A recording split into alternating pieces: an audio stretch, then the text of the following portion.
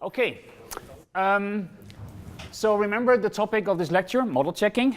So we need models, first and foremost. Last lecture I introduced the model of transition systems. And what we have seen last time is that we have hardware circuits.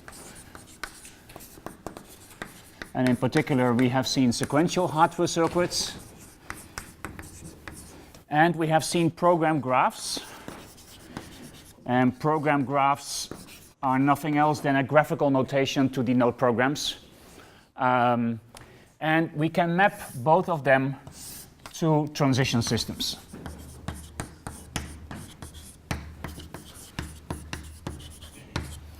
And why is this relevant? First, it shows that you can model quite a number of several, let's say, aspects like programs as well as hardware by means of transition systems. And secondly, what we will do in the rest of the lectures is that we're going to use this model, and that's the input model to the model checking. So this will be the input, so that will be the model, basically, of your system that we're going to put into this box that we're going to be familiar with much later, which is the model checking. Now, typically, a system is not just one single component. It's not just a simple hardware circuit or a simple program. Typically, you have a system consisting of many components. So what we would like to do is we would like to model that. So what I'm going to do today, as well as on Friday, I'm going to introduce several, let's say, ways in order to do, components. So basically, we would like to describe systems in a component-based manner. Component-based models, which basically, if you would like to see there's a diagram, you have several components. So maybe you have P1 up to Pn. In some way, these components, think about them as threads. They have their own behavior, but they also every now and then synchronize with other threads. And now the key point is there are different ways in which these threads can communicate with each other. And that's what we're going to study. So we are going to study different communication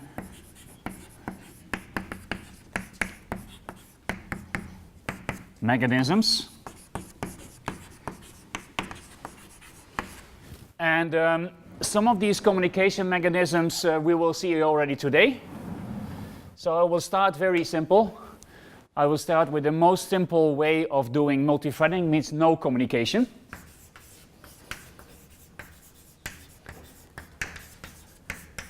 And we're going to see what that means on the level of transition systems as well as on the level of program graphs. That's the first thing I'm going to introduce. Then we're going to see what we call synchronous communication.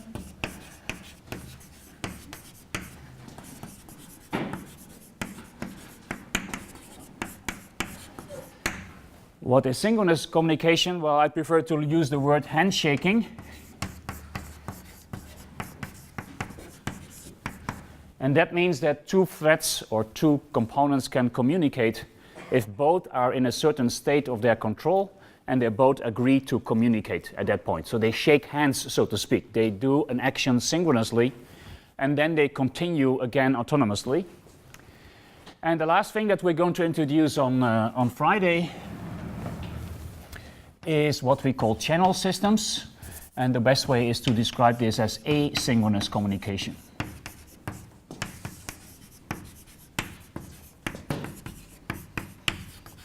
And asynchronous communication, in one sentence, you could summarize this as you have a mailbox. Somebody puts a message into this mailbox.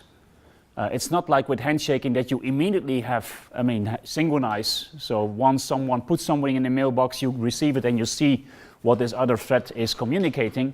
No, there might be some delay in between. Somebody has put something in your mailbox, but it may take arbitrarily long before you get the message out of it. And the way we're going to do that is by means of channel systems. And then there is a fourth one, and that means actually full communication. That means full synchronization. Two threads can only, let's say, progress if they do everything together. So that's a kind of a full version of the synchronous communication. Good. So this all is about describing systems in such a way, P1 up to Pn. And the way we're going to define this formally is that we will have different parallel operators. So we will have different operators to glue those threads together. So I will start with an operator which is just written down as triple bar, like this. This will mean the no communication scenario. And each of those will then be a different operator on this level, on the language level, to basically, let's say, glue two transition systems together. Okay. So that's the plan of today and of Friday. And this is all under the heading of parallelism and communication. So the idea is that we have a, in quotes, real system that consists of many components, P1 up to Pn. And like in this scheme, we would like to provide a transition system for this thing. So what we would like to do is, if you give me a model of P1 up to Pn, I would like to be able to tell you what is the transition system. One single transition system that models all possible behaviors of the parallel composition of those n components. Yeah, that's the plan. So it's very similar to what we have seen here before, but it's a little bit more complicated because we're going to have these operations. Good. Now sometimes it's possible to have something like a parallel composition on this level, on the description, for instance, of programs. Think about P1 as a program graph, P2 as being a program graph. Then maybe we have some kind of a parallel operation on program graphs that glues program graphs together. And sometimes we have this on the transition system level. And even there, you sometimes have that you have one transition system parallel to another transition system, and so forth. Good. So the goal is to define these operations, these triple bars, double bars actually with parameters, as we're going to see. And that's what we're going to define. We're going to define this on transition systems, or if this is convenient, on program graphs. And the idea is that they model different kind of communication paradigms that we also see in real systems.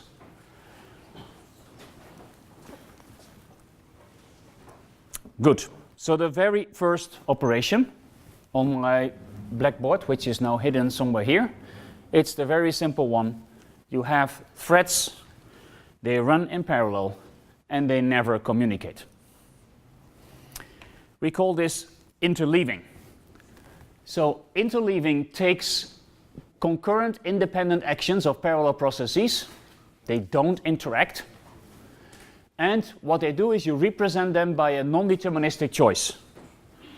So the very simple principle is the following. Suppose I give you two very simple transition systems, one that has only two states, and this transition system can only do an alpha, some action. And then there is another thread which is represented by this two-state transition system that can do a beta. Okay? It's not so relevant what this alpha and beta are exactly doing, but this is what we have. There is no communication, right? That's the principle. And now what we're going to see is that we would like to model the parallel execution of these two threads. And the modeling paradigm that we're going to use for this is known to be as what they call interleaving. What does interleaving means? Well, roughly speaking, you take all possible orderings of the actions of the individual threads. So either this one can do first the alpha, and then that one can proceed by doing the beta, or vice versa. The right thread is first doing the beta, and then the left thread is doing the alpha. This is also possible ordering. So what we're going to say is that all possible orderings are possible. So that means that if you take the parallel composition, and remember these triple bars means there is no synchronization, then this is going to mean that we have a transition system that has 2 times 2 is 4 states, and we have to model all possible orderings. And the possible orderings here is first blue, then green, or first green, then blue. Good, so this is the parallel execution of alpha and beta basically modeling on, if you want, two processors or two different machines. Whereas this models basically, this is a kind of a serial execution on a single machine. And now the idea is that we would like to adequately reflect the parallel composition of these blue and the green action. And the agreement is that we model this by means of this interleaving. Good. This quickly blows up, right? I mean, if here would be two possible actions. So if you would have something like this, right? If you would have alpha 1, a state, alpha 2, a state, and you would do the parallel composition with beta over here, yeah, you would get all possible orderings. What would that mean? Well, it simply means that here is a transition system. Now, if you number the states, let's say this is A and this is B, this is C, and this is state 1 and this is state 2. What do you get? You get just the Cartesian product of the state space. So the initial state will be A1. Yeah. Now, what can happen? Now, either this beta can happen. That means we move to A2. Or alpha 1 can happen. That means we go to B1. What can happen there? Well, this state, we can still do the beta. Where are we moving if we do the beta? We move to B2. In this state, we can also do the alpha 1. Then we move here. And you see already the pattern, how this continues. In that state, we can still do the alpha 2. Yeah, because this one has only done the alpha 1. You can still do the alpha 2. Then you move to a state C1. And from here, you can also do a beta. And from here, you can do an alpha 2. And here, you end up in the state C2. Yeah? So it's really just the Cartesian product of the two transition systems. You model all possible orderings. Good, so how are we going to define this? This is defined as follows. We take as input two transition systems, T1 and T2. And now what we're going to do is we're going to define this Cartesian product, which means that the set of states is just a Cartesian product of the state space of the individual transition systems. We take the union of the actions. What are the initial states? The initial states are just a Cartesian product of the initial states in the first transition system times the initial states in the second transition system. And we have a transition relation here. And this transition relation is given as follows. And this follows the same, let's say, pattern as we have seen in the previous lecture. Remember that we have those rules that say, okay, there is a premise. And if the premise holds, then we can draw the conclusion. So the two rules that we have here, and the rules are symmetric, is that, okay, if S1 can move by alpha to S1 prime according to the transition relation of the first transition system, then a pair of states S1, S2 can also do this alpha under the transition relation of the parallel composition. And what will be the resulting state? The resulting state will be that S1 has moved to S1 prime, which is written in the premise. And actually the second thread did not do anything. It simply stays in S2. So this state, the second component, stays in S2. Yeah. The rule on the right is the symmetric version of the rule on the left. This simply tells you that if S2 can do an alpha according to its transition relation, so that's the transition relation in the second transition system, and moves to S2 prime, then the pair S1, S2 moves according to alpha to S1, S2 prime. Yeah, so here's the reverse. S2 moves, but S1 stays in S1.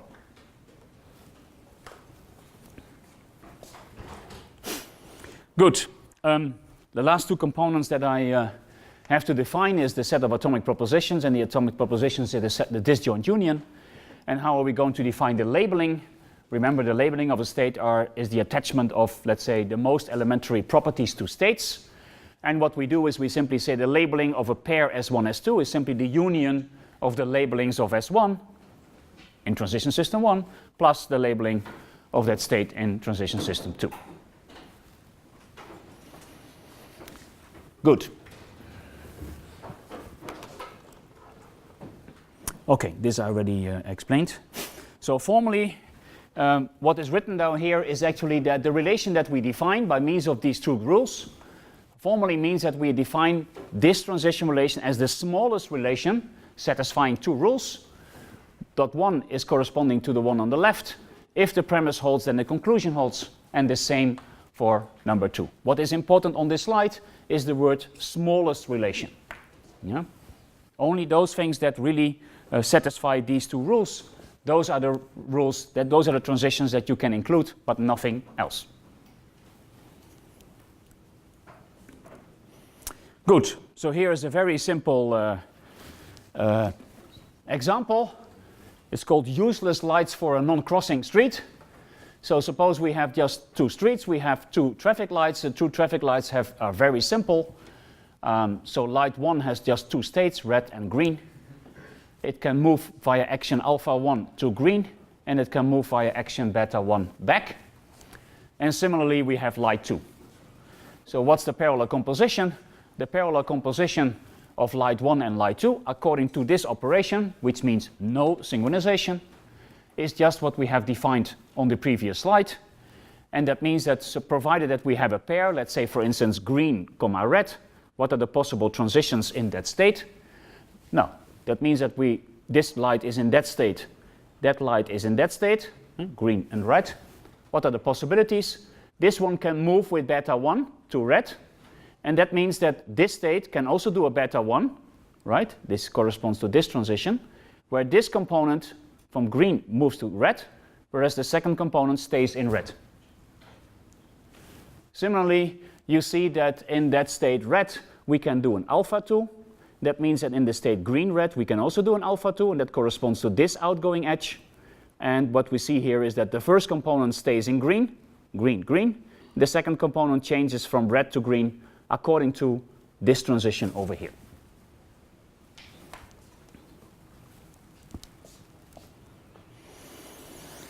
Good.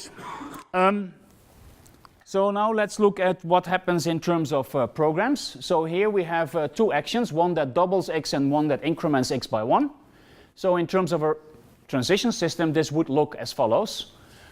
We have here, suppose we have a state where x equals 3. Then if we perform alpha, we double x. If we perform beta, in that state, we just increment x by 1. So in terms of interleaving, this would then be the following. If we would apply the same principle as we have done on the previous slides, we build the interleaving of those two transition systems, same principle as before. So we start in the state that corresponds to the pair of states of this state and that state, which correspond to the state x equals 3 and x equals 3. Now two possibilities are possible. Right? Either alpha appears, which means you double the first x. This x is not changing. Or you increment the second x, this corresponds to that state. And after doing first the alpha, you can do the beta, you end up in this state, and doing this, you end up in that state.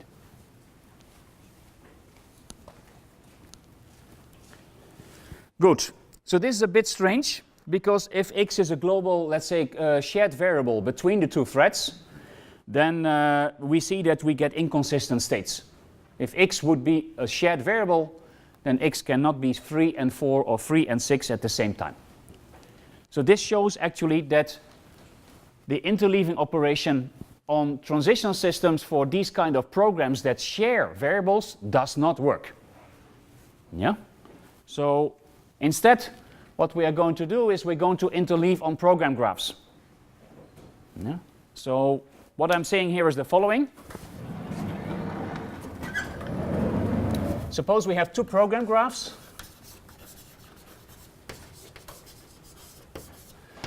PG1 and PG2. They have some shared variables, x, y, whatever. I would like to give an adequate representation of the multi-threaded, let's say, composition of these two program graphs. So what we are going to do is I'm going to define an operation on the level of program graphs. Right? This will give you a program graph. One program graph, namely the modeling all possible behaviors of, let's say, the two program graphs. And then what we can do, we can apply the mapping that we have seen in the previous lecture because in the previous lecture we have seen every program graph can be adequately represented by a transition system. So now we map this by means of this mapping to a transition system of this program graph. Yeah? This is the trajectory we're going to take. What the previous slide is showing, well, what we also could have done, well, maybe this is also, we can define this also as a kind of a program graph, as a transition system. So we could have built a transition system of PG1 parallel to PG2, right? And we're going to see that those two things will differ. It's not the same thing. Okay, so what we are going to do now, rather than doing the transition system level parallel composition, I'm going to go one level up basically. I'm going to do this on the level of program graphs. So I give you two program graphs, a blue one and a red one on the right, or purple is it? And we're going to see the interleaving operation of P1 and P2. Same principle, we're going to take the Cartesian product, but not the Cartesian product of the transition systems, we're going to take the Cartesian product of the program graphs. Okay? So what's the idea here? The idea is that we're going to take as the set of locations, the pairs of locations of the first program graph and the second program graph. And we have to have edges. And remember what were the edges in the program graphs? They have guards and actions. So this means if the left program graph number 1, has an edge from L1 to L1 prime, guarded with guard G, and doing action alpha while evolving, then actually the pair L1, L2 can also do G alpha, where L1 evolves to L1 prime according to the premise, and L2 stays where it was, it stays at L2.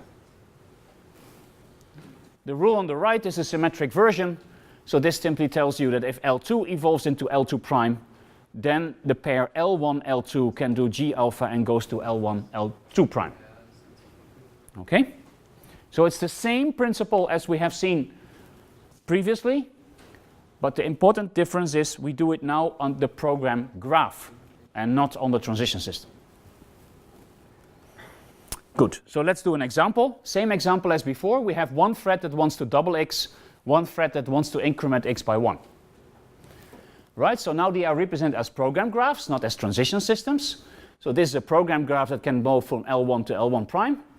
By doing this assignment, and remember, if the guard is true, we omit the guard. So actually what is written down here is true, semicolon, x becomes 2 times x, and the same over here. X is incremented by 1. Good. Now, according to the same principle as we had before, we get the following program graph, which is just a Cartesian product. So L1, L2, you can either double x or increment x by 1.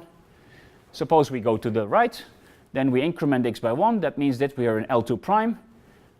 This program has finished, so the only thing we are left to do is double x, and that gives you to this location. Okay? So this, what we have seen, is we go from the parallel composition of two program graphs to a single program graph. Now let's see whether we still have this inconsistency issue which was happened before. So now what I'm going to show you, I'm going to show you now this, the transition system of the transition system of this program graph. So I take the program graph which is on the left bottom of my slide. And what we're going to do is we're going to apply the mapping that we have seen in the previous lecture. What is the transition system underlying this program graph? Now remember, the states in those transition systems were pairs of locations of this program graph. Now here we have pairs of locations. So these are these L1, L2, plus the variable valuation. And like in my previous example, I just assume, for the sake of example, that x equals 3 initially. Good. So what can happen then? Well, either we can move to the left, right? That means we evolve to the location L1 prime L2. That corresponds to those two components. And we double x, which means x equals 6. Then we perform x becomes x plus 1, which means we go from this state to that state where you have seen that L2 evolves into the location L prime 2, and x is incremented by 1. If, however, we move here and then we move there, then it's clear we first increment x by 1, 3 plus 1 equals 4, then we double x and we get 8. And now we get exactly, well, what you expected, namely, depending on the ordering, you first double x and then increment x, or you first increment x and then double x, you get two different outcomes. And this is now adequately represented by this transition system on the right. So this is the procedure we're doing. We have this operation that tells you what is the parallel execution of two program graphs. This gives you basically the Cartesian product.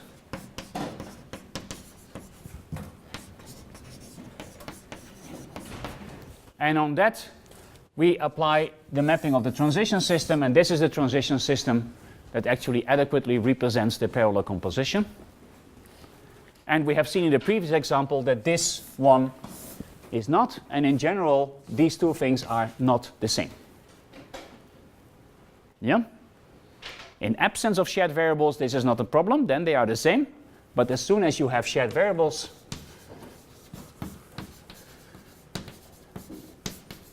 this is no longer, it's no longer the case that the two different, let's say, trajectories yield the same transition system. So you can view shared variables as a kind of communication. It's not a real communication, but of course it's a kind of a common variable to all threads. And one can read this variable, the other thread can write this variable, so it's a way of communicating, in some sense, values between threads. Okay, so that's what I just explained. The transition system of P1 parallel P2 is not necessarily the same, so this one is not necessarily the same as the one that we have just seen here. Good, so let's look at an example. And this is an example that we are going to see quite often, I think, along these lectures. We have two processes.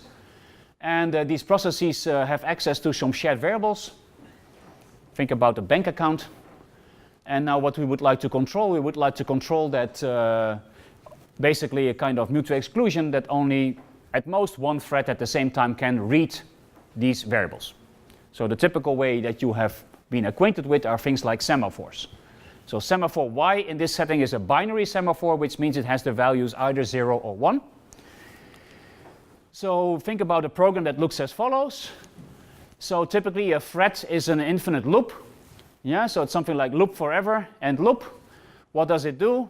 It maybe does some actions which are non-critical. What do I mean by non-critical? These are the actions that do not affect the shared variables. You know, so only some local computation. Then, in order to have access to the critical section, so in order to have access basically to be able to change the shared variables, we first have to get the semaphore. So what are we going to do is we are waiting until the semaphore is free. The semaphore free in my case means Y is strictly larger than 0. Then what we're going to do, we're going to grab the semaphore, which means we're going to decrement Y by 1. That means now we hold, so P1 or Pi now holds the semaphore, and that means it has access to the critical section. So now we can do basically our modifications of the shared variables, and this is here symbolically given as the critical actions. So these can be several, can be a whole block of kind of assignments on the shared variables. And at some point, if you are done with, let's say, all the modifications of the shared variables, you free the semaphore, and free the semaphore means you increment Y by 1. Okay? Good. So in terms of a program graph, this looks as follows.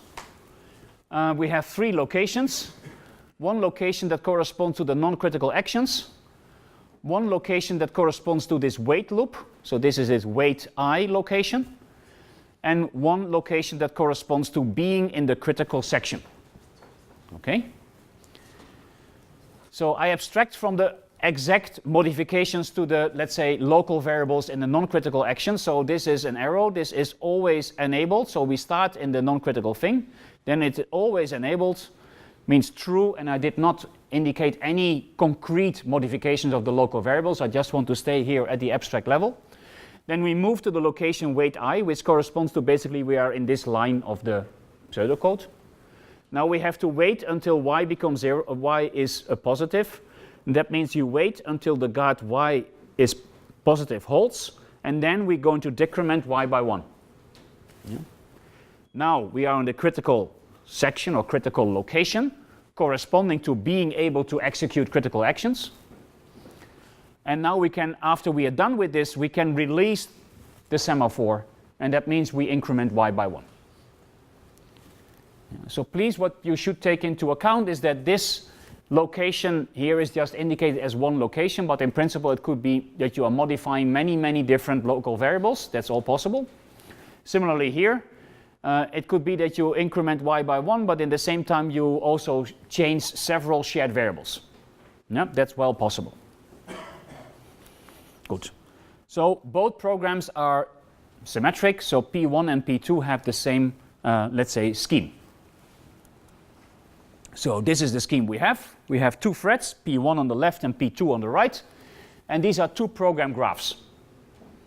Now I would like to, let's say, model the parallel execution of these two program graphs. How can we do this? Well, this is just a scheme that we have just seen before.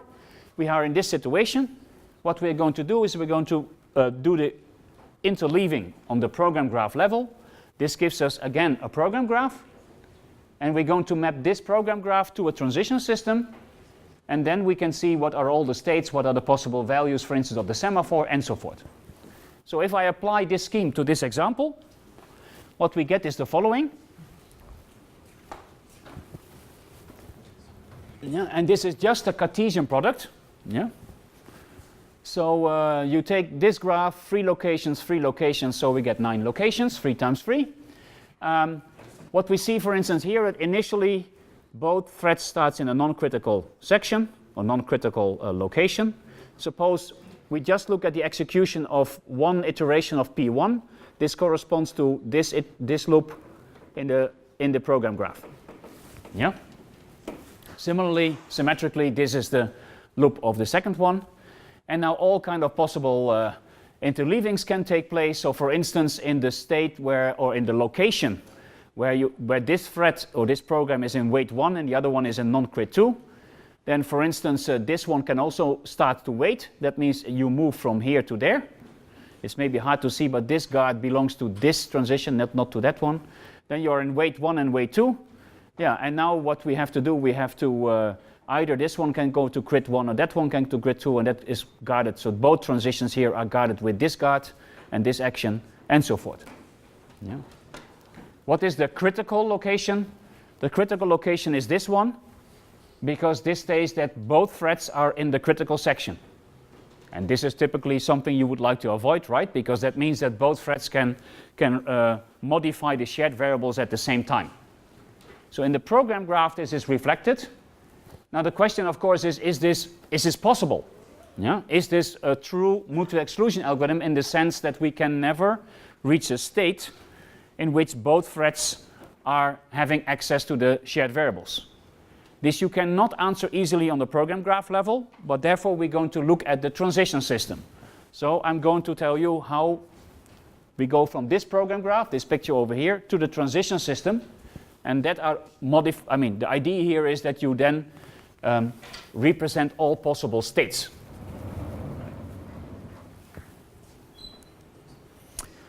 Good, so here is, before I do this, here is a short example. So suppose that this one is in this location, wait 1. This corresponds to this parallel, let's say, composition of the program graphs to being in either of those composite locations. Now you can, for instance, is this reachable? And in order to reason about this, we have to look at the transition system. Here are some other examples, but I think it's hopefully clear. Here what you see is that if you move through that trajectory here, the first thread is in the waiting location, the second thread is in the critical section. Now we know that the variable y equals 0 because we have just basically passed this edge. In that edge y was positive, but y was decremented by 1, and that means y was 1 initially and now becomes 0, and that means that actually from here you cannot move here because the guard over here y is positive is no longer true, and therefore thread number 1 cannot access the critical section if thread number 2 is already in there. Good. So here is actually the reachable fragment of the transition system. So I only concentrate on those states that are reachable from the initial state. Remember, those two were the program graphs. I showed you the parallel composition before, and this is actually the transition system that corresponds to this parallel composition of the two program graphs. And now it is made explicit what are the values of y. Yeah? So what we see here is that, for instance, we start initially in non-crit 1, non-crit 2, the semaphore being available. Suppose that we move to the right. That means that thread 2 is moving to the wait 2 location, but the semaphore is still available. Now, for instance, we can move over here, non-crit 1, crit 2. That means in going from this state to that state, this thread has moved from this location to that location. That means it has grabbed the semaphore by decrementing it by 1. And that means if we move from this state, y is 1, to that state, you see that y becomes 0.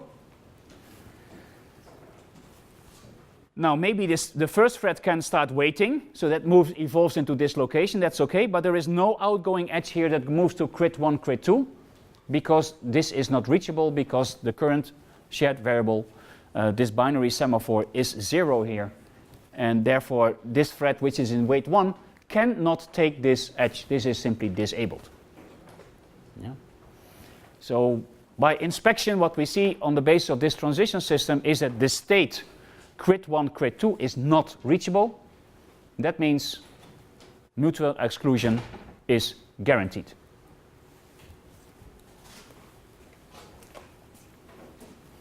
Any questions so far? No? Good. Okay, so here is a run of this program. So here you see that we can here go from non-crit to wait 1, non-crit to wait 2. That means that if you look at these two things, you see there is no access to shared variables.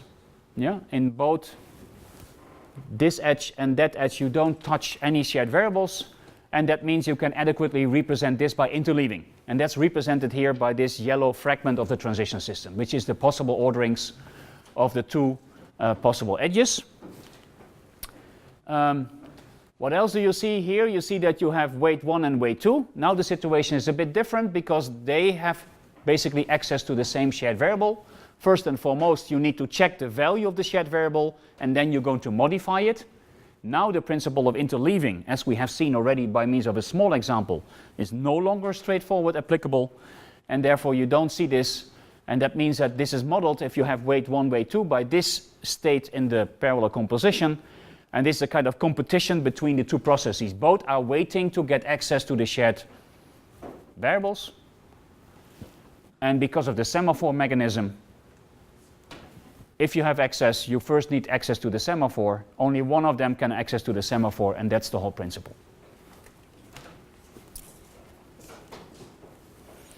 Good. Now this works for, this was a very simple mutual exclusion algorithm. I now would like to show you a somewhat harder example, which is known to be Petersons algorithm. I will show it for two processes, but it works for arbitrarily many processes. That's also the strength of Petersons algorithm. So the idea is that we have two processes, two threads, P1 and P2. They have their local variables, B1 and B2, and a shared variable x. So these are Booleans. X is either 1 or 2. So x is a kind of, basically think about this as a kind of variable that tells you who will get the next turn. It's either process 1 or it's process 2. Good. B1 and B2 are Boolean variables, but the critical point is you can read those variables from your other thread. You cannot modify them, but I can, as B1, as P1, can, for instance, have access to B2. So here's the protocol for P1. So it's again an infinite loop. You can do something non-critical, that's okay. Then you set the local variable B1 to 1, indicating I am number 1, I like to have access to the critical section, intuitively speaking. You set x to 2, giving the possibility that process 2 also has access to the critical section. Now you're going to wait until either x equals 1 or b2 is false. b2 is the local variable of p2. p1 cannot modify it, but can inspect the value. So it's read-only for p1. Now you enter the critical section, so you can modify some shared variables. And once you are done, what you do is you basically tell, I'm no longer interested in having access to the critical section, and the way to express this is by setting b1 to 0. Why is b1 setting to 0 important? Now think about the other thread. The other thread has a very similar guard as this, but then the second disjunct will be non-b1. Yeah, so by setting b1 to 0, it's a kind of a local signal to your competing thread saying, listen, maybe it's now your turn. So this is the program graph that models this, this behavior. Again, we have just 3 locations, non-crit, wait, and crit. If we evolve from non-crit to wait, that corresponds to executing those 2 assignments. That means in the program graph we have an edge labeled with the guard true, and with 2 assignments, b1 becomes 1 and x becomes 2. But notice that here I deliberately did not have any in-between location. I do not only do first b1 to 1, then move to location, and then do the assignment of 2 to x. No, I do both assignments by evolving from location non-crit 1 to wait 1. Then I'm in the await statement that corresponds to this guard. Basically, I do not take any action, so there are no actions here. Now I enter the critical section, which stands for this thing. And now I release, and release set means setting b1 to 0, which corresponds to this edge over here.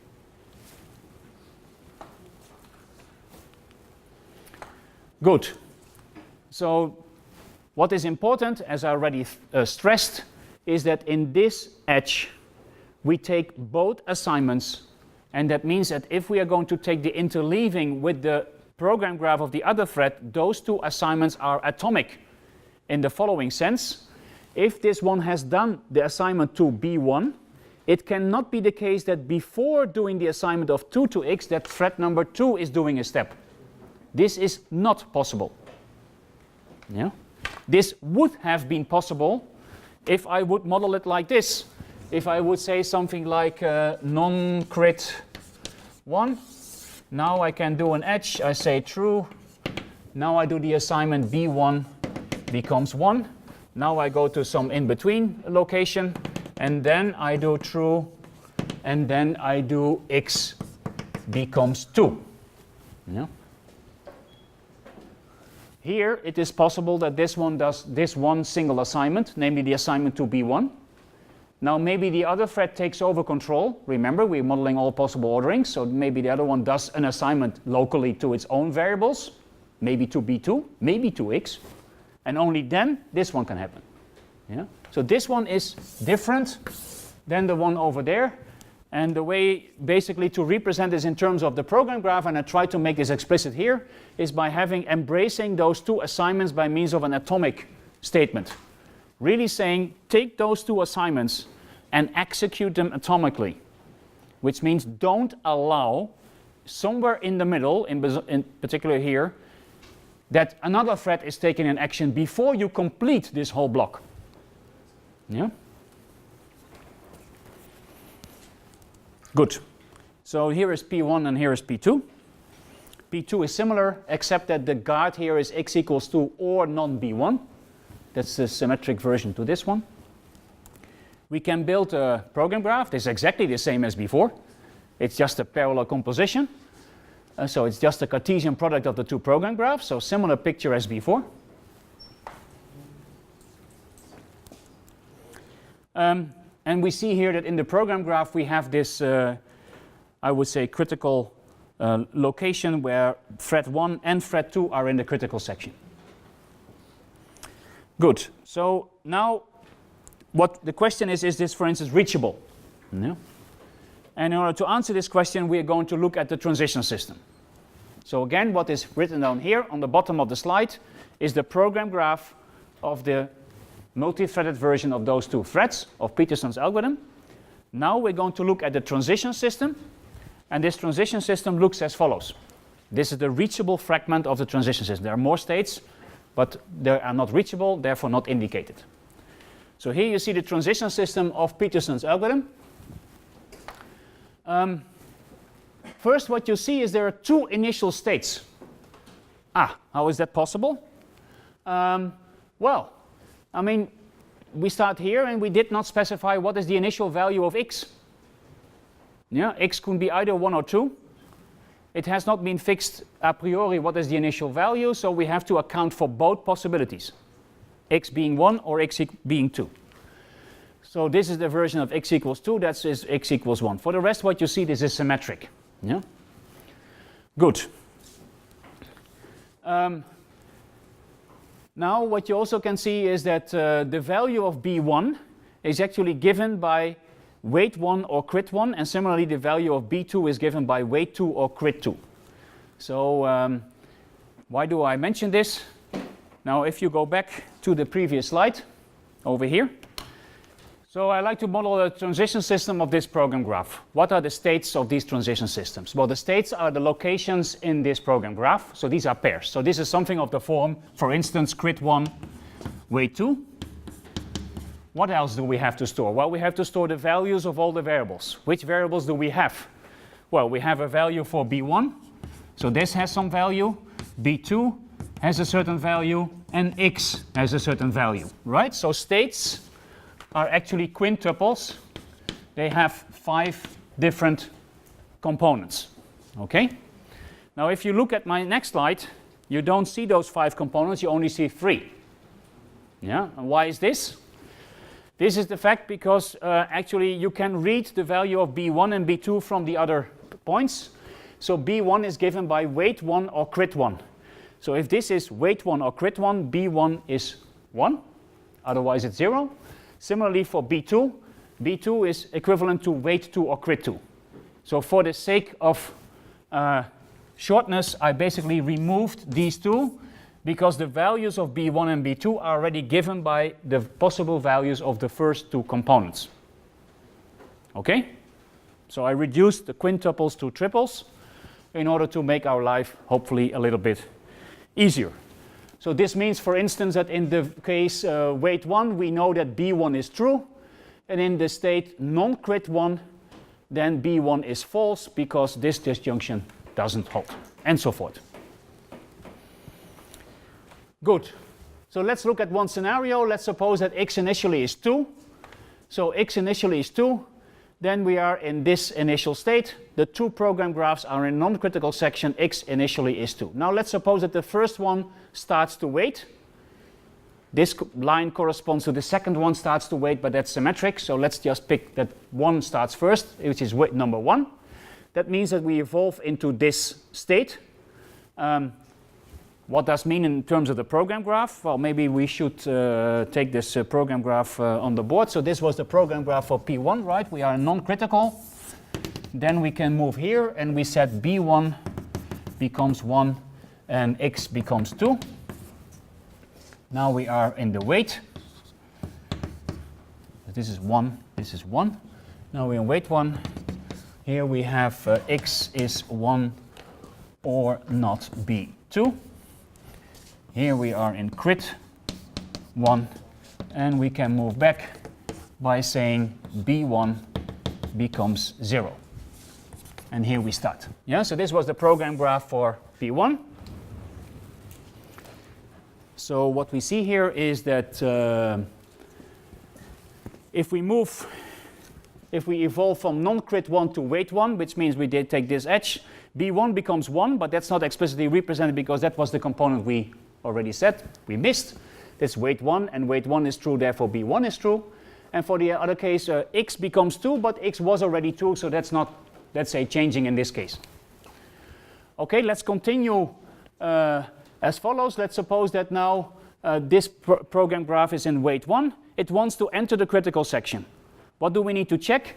We need to check whether, hey, this is strange, whether X equals 1 or not B2.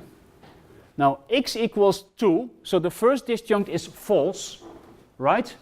but because of the second disjunct, not B2, right? And B2 is false. Why is B2 false? Because this is non-crit 2.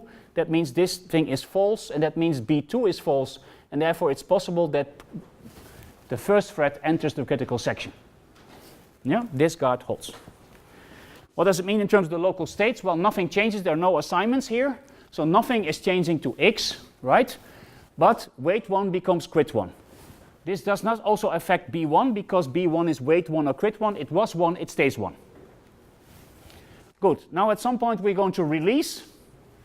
So that corresponds to this edge over here. We're going to release the critical section that corresponds to this edge over here. We're going to set B1 to 0. And that means we move from crit 1 to non-crit 1. Because non-crit 1 becomes true, B1 becomes false. Yeah? Good. What else do you see? If process 1 is waiting, then also process 2 can start waiting. But now you see that the variable is changing from 2 to 1. Yeah, because if process 2 starts waiting, it performs the similar assignment like this. And it is a symmetric version that says x becomes 1. So you are here. And now both are waiting. Is it now possible that both can enter the critical section? No, because only the first one can enter. Because if you check at this scenario, x equals 1, so this disjunct is true. That means the first thread can enter the critical section. That happens here. The second one says x equals 2 or not B1. Yeah, but x is not 2, x is 1. And B1 is true, so therefore not B1 is false, and therefore the second thread cannot enter the critical section. Yeah. Despite the fact that they're both waiting, only process 1 can enter the critical section. So what we see from this transition system, there is no reachable state that says crit 1, crit 2.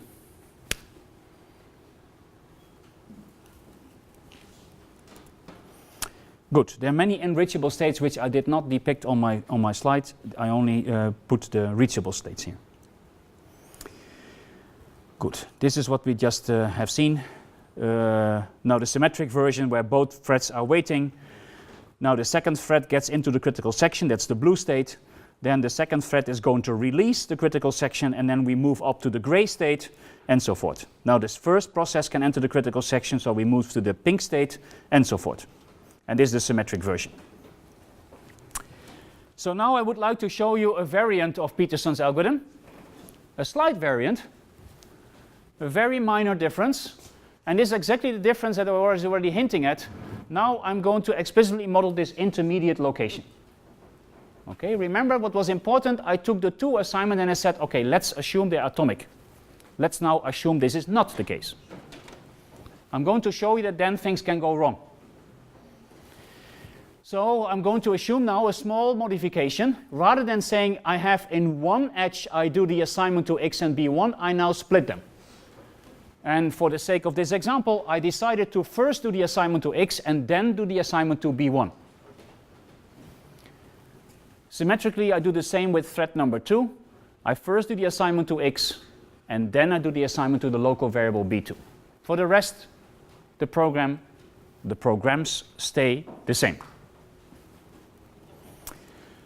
So in terms of the program, what I do is I remove the brackets atomic. Yeah? Okay. So let's look at the possible execution. And in this possible execution, we're going to see that we can get that actually both threads are in the critical section at the same time, which is something we would like to avoid. So I start in this scenario, and now I indicated all state variables. So the first thread starts in non-crit 1, the second one in non-crit 2. Let's assume initially x is 1. B1 is false and B2 is false. Good. Now what can happen is, for instance, this thread can do the assignment to x. What does that mean? This does not change anything to x, but it moves from non-crit 2 to request 2. Now what we can see, the left thread is doing the same. It moves from non-crit 1 to request 1, so this becomes request 1, and now the value of x is changing from 1 to 2. This scenario was not possible in the previous program because of those atomic brackets. Now it is possible. The values of b1 and b2 did not change yet. Now let's move that the left thread is evolving. It sets B1 to 1. That's what you see here. And it evolves from request 1 to wait 1. The second thread did not do anything. Now it can enter the critical section. Why? Well, it has to check the guard, is x equal 1 or not B2? Well, x is 2, so that's the first disjunct is false. But because of B2 being still false, it's possible, oh here, B2 is false, it can enter the critical section. So now let's enter the critical section, and now you see already what's going on. This one can set now B2 to 1. That's moving B2 to 1. It moves from request 2 to wait 2. Now it's going to check this guard. Is x equals 2 or not B1? Yeah, x equals 2 is true. So it can enter the critical section, and both threads are in the critical section. Yeah? So you see just a small twist of this program, removing the atomic brackets and putting these assignments in this order. First doing the assignment to the global variable x and then doing something locally can make a bit of mess. Good. So if we build the transition system, I did not do that here because the program graph is already 4 times 4 locations is 16, and then you build a transition system, reachable states. If you would do this, or I would not do this by hand, if you automate this, then what you get is indeed that now the state crit 1, crit 2 is reachable. Yeah.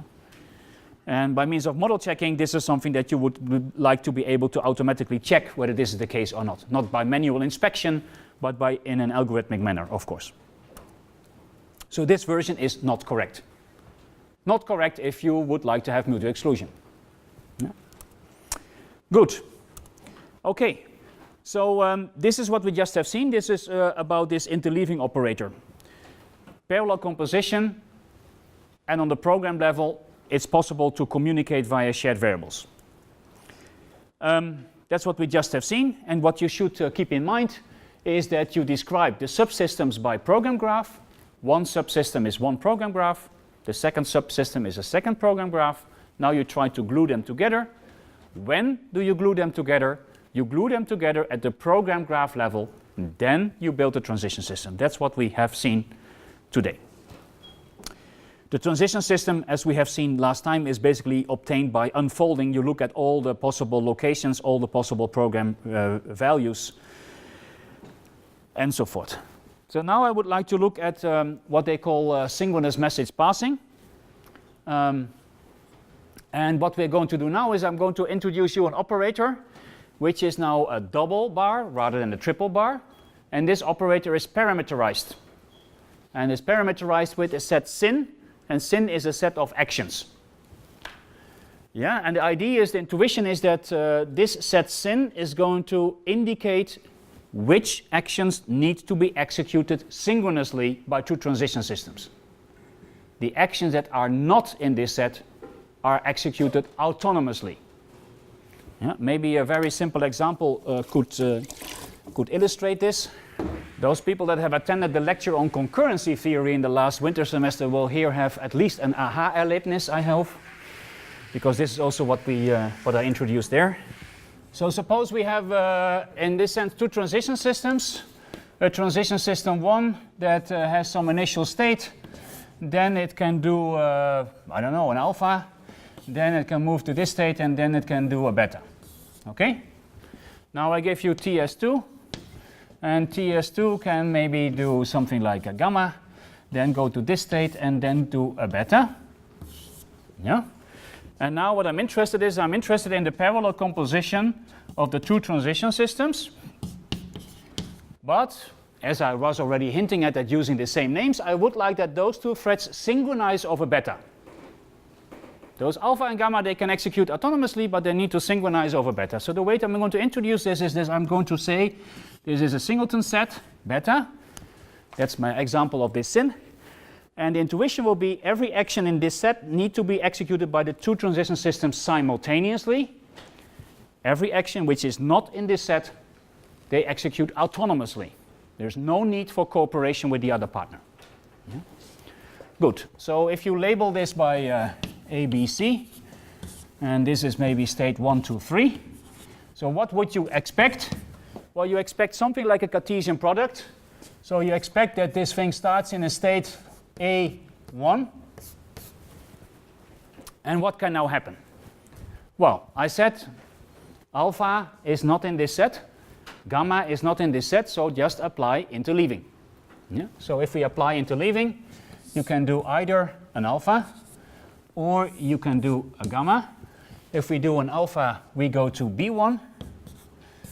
If we do a gamma, we go to A2. Now I can do a gamma in that state. I have moved to B, so now the current thing is here, I am in B, and this one is in 1, right? The dot meaning the current state of those two transition systems. What can happen? This one maybe wants to do a beta. But beta is in this set. It cannot do this beta on its own. It can only do this beta if its partner is ready to do this beta too. But that's not the case, right? Because the other one is still in 1. It's not able to do a beta here. It can only do a gamma. So we first have to do this gamma. So let's first do this gamma. So that means we do this gamma. Now we move to the state B2. And I hope you easily see that also if you do this alpha here, you get to the same state. No? This is symmetric. So now we are in this situation. This fret is here, that fret is there. And now both frets can do the beta because both are able to do them. So they shake hands, so to speak. And they evolve synchronously. And that means here there is one beta transition where both move synchronously. And that means this one moves here, that one moves there. And that means the state over here is the state C3. Okay, that's the principle.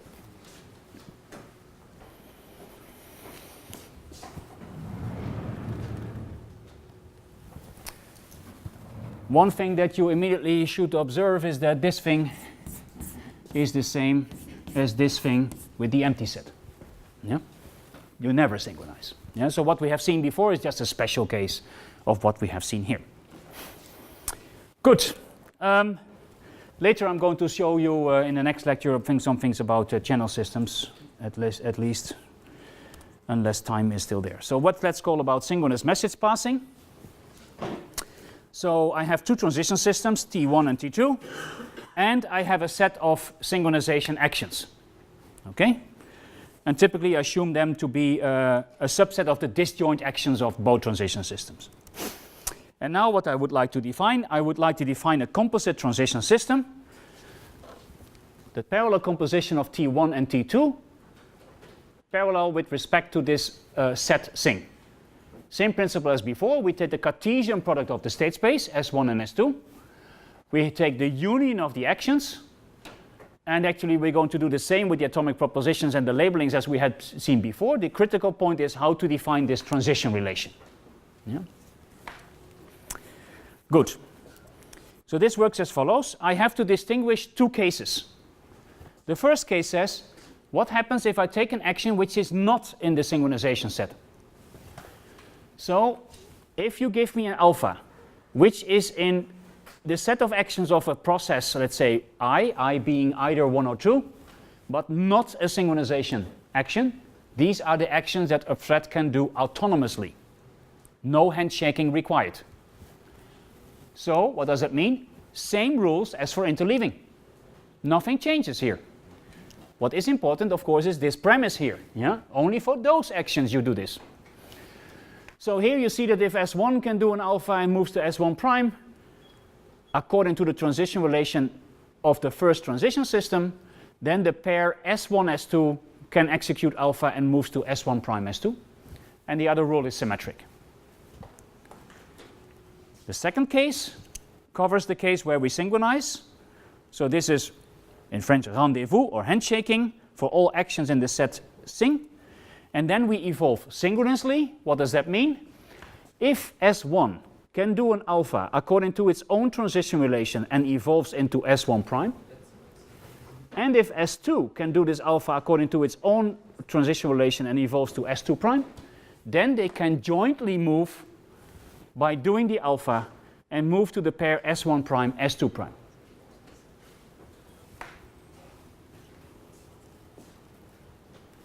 Any questions? Is this crystal clear?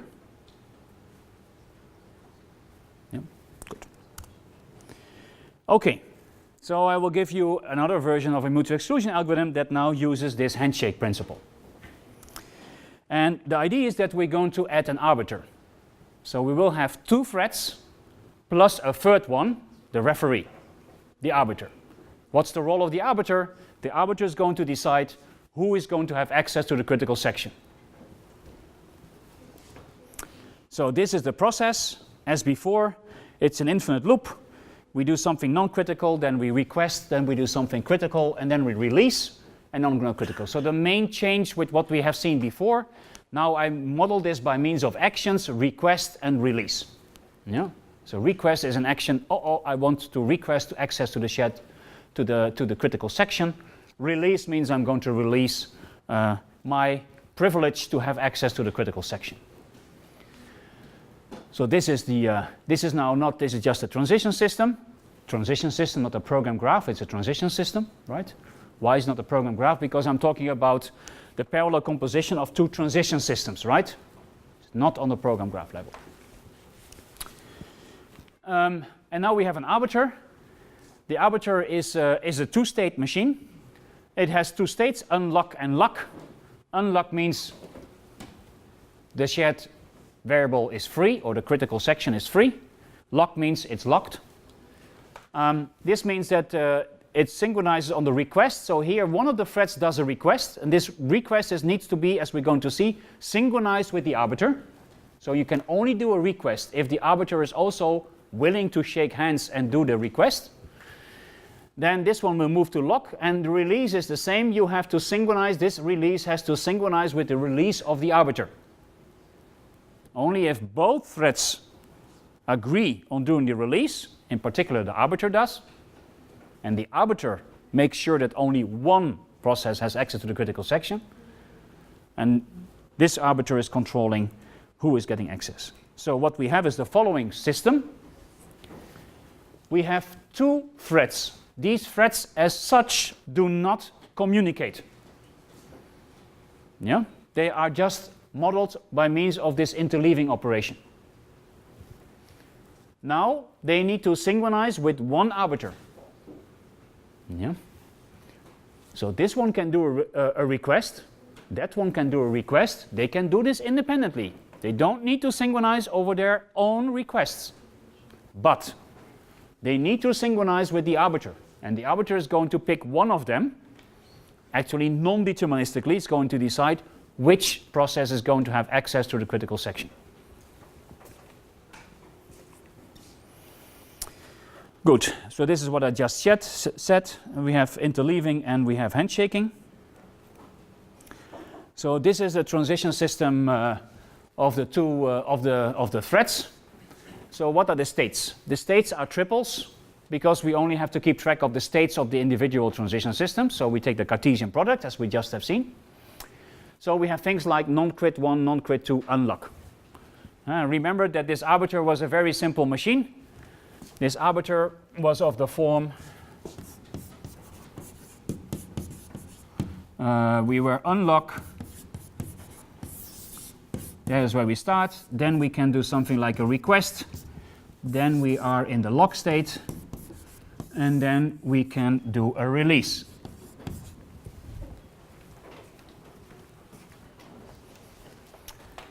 So what do you see here? Is that okay? Maybe first this one starts waiting. That's okay. And now it does a request. So for instance, this first process does a request. This can do this independently from the second one. It does not need to synchronize, but of course the request needs to be synchronized with this thing over here. Yeah. So maybe I draw this completely to make this more. Yeah, so if we have this, so here we have P1, or T1 I should say, T2, arbiter. Arbiter was this case unlock and lock. Request and release. And this T1 was a non-critical one. Now I can move to wait one. Now I can move to critical one.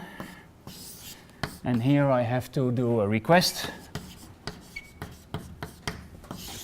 And here I do have to do a release. And this was in parallel to this thing.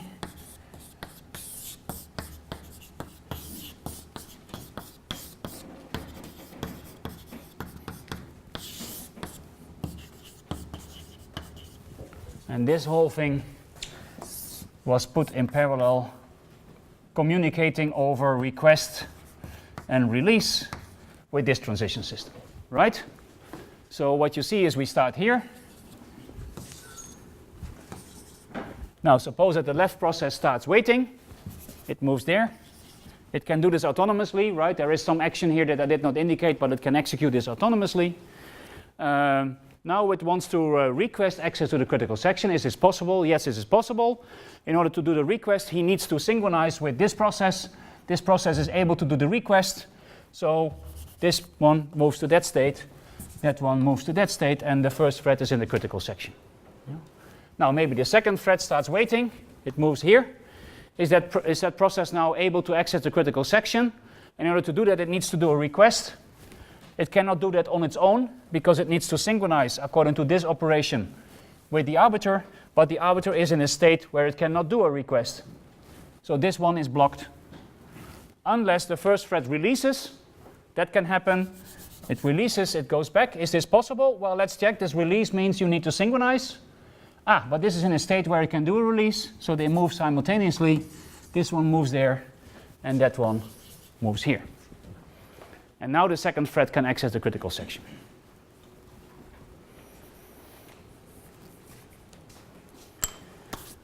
Good. Question for you, is this starvation freedom? Is it possible if I have two threads, they both want to access the critical section? Is it possible that one can starve forever?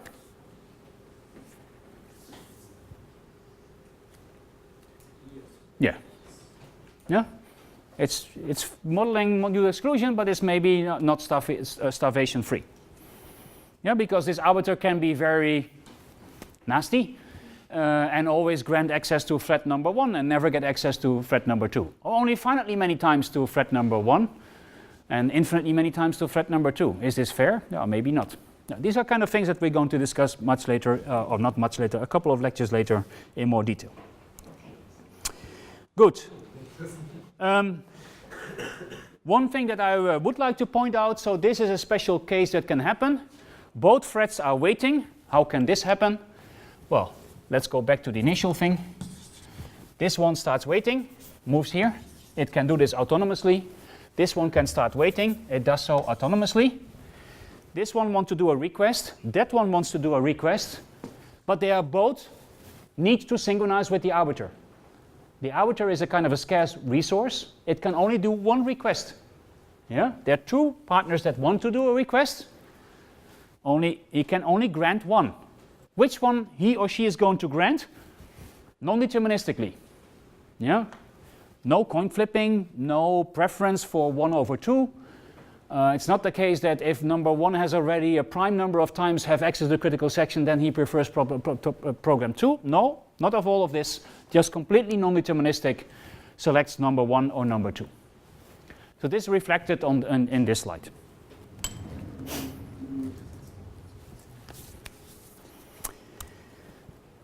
Good. You can easily, let's say, generalize this for more than 2 processes. So suppose I have several transition systems and I would like to do something like this parallel composition. Then what you can do is something like this. You can define the composition of several threads. Now you have to define how to bracket this. I mean, this is not in general associative, especially not if sin is, this sin, if this differs from that sin, then it's no longer the case. So if you do this, we just assume, so that's the way we define it, that we first take the synchronization of these 2 threads, then we take the third one, then we take the fourth one, and so forth. So we take from left to right, bracket this, then you have an operation that works for several processes at the same time. Good. Anything else? So here I have a small example with 3. Actually, this is something What I do here is that there is a special case that sometimes is convenient. You just have a double bar. What does the double bar mean? You synchronize on all joint actions. Yeah? So you just assume all joint actions are synchronized. And that's used in this example. So there are 3 two-state transition systems, a scanner, a booking program, and a printer. And I'm considering the following. So the scanner can scan and then code. A booking program can code and price. A printer can price and print. The idea is that all common actions need to be synchronized. What does that mean? It means that you see that this one can do a scan. Is there somewhere else that can do a scan? No. So that scan can be done autonomously. But this code needs to be synchronized with the booking program, as well as the pricing of the booking program needs to synchronize with the pricing of the printer. The print itself can be done autonomously. So let's look what is the transition system. So this is the system I'm considering. So this is the transition system you get if you apply the definition. So what you see is that the states are, of course, triples, indicating every state of every individual transition system. So we start in 0, 0, 0. And now you can see what, for instance, happens. So, for instance, we start in this state. Okay, so this transition system starts in 0, that one, and that one as well. So we are here. Now, what can happen? Can this one do a coding? No, it cannot, because this coding needs to be done simultaneously with this coding, but the scanner is not in state 1, so coding is not possible. Similarly, pricing is not possible, printing is not possible. So the only thing which is possible is scanning. So that's what's going to happen. So we're going to scan. You see what happens. This one moves to that state over here. Now, this coding can happen because this one can move to 0, that one can move to 1. They do this simultaneously, so we go to that state. Now we can, for instance, scan the next, right? There's nothing against this, so this one can move here, for instance. I'm not sure what exactly, yeah, so this one is the scan that can happen here. But you can also do the pricing, which means that this one synchronizes with that one, and that means you move to that state. Yeah. In that state, you can still do the scanning, so you can move here, and in that state, you can still do the pricing. So here you see this diamond, which is again the interleaving now of scanning on the one hand side, and pricing that happens between the booking program and the printer. Good, and this is what you finally get. So here is another scenario. We first synchronize, then you do the coding, then you do the scanning, then you do the pricing, then you do the coding, and then you print, for instance, yeah, and so forth. Good. So what did we see today? We saw something relatively simple, namely interleaving, parallel composition, no communication. What was the caveat? The caveat is if we do this on program graphs, and program graphs may affect shared variables, the adequate way to do this is to first do the composition on the program graph level, then move to the transition system. What else did we learn? We saw a parallel composition operator where we can synchronize or not. So we have this handshaking principle. What I'm going to do in the next lecture, which is Friday morning, I'm going to introduce this notion of asynchronous communication, this mailbox principle. Someone puts a letter in your mailbox, sometime later you get it out. So it's not a synchronous handshaking, but it's a principle that is used very often actually in communication protocols. Again, the message will be the same. You can model this by transition systems. Good, thanks for today. Hope to see you back on Friday.